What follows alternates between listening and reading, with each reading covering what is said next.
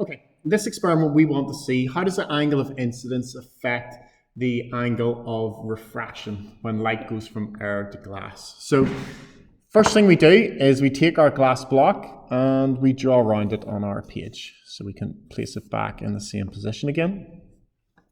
Now our independent variable in this experiment is going to be the angle of incidence, and that's always measured from the normal. So I just pick somewhere where I'm going to shine my rays onto that glass block. I then take my protractor and draw a normal line at 90 degrees to the surface at that point. Remember, for this one, unlike with the mirror, that normal has to go in and out of the block, because that's the light is going to go through the glass block.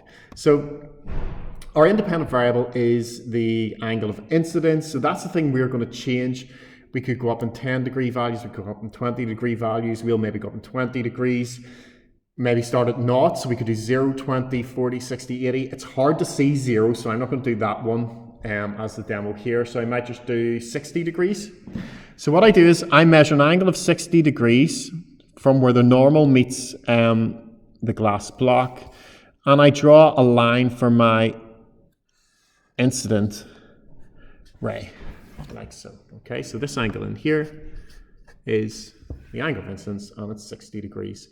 What I then do is I put my glass block back in the page, and I move my ray box so that I get the ray from the ray box going along that line that I have drawn. And I just need to back this up a little bit. What you should be able to see is incident ray here. That will get refracted through the glass block. It is very difficult to see where that ray is inside the glass block, and it's impossible to mark on the page where it is, why the glass block is there. However, I can see where this ray, the transmitted ray, comes out the other side of the glass block. So what I can do is I can put two little X's where that ray is. I can remove the glass block. I can join up those two X's with the glass block with a straight line. And I now know where the ray went in. I now know where it came out, and what I can assume is it went from here to here inside the glass block. So I can then join up those two lines.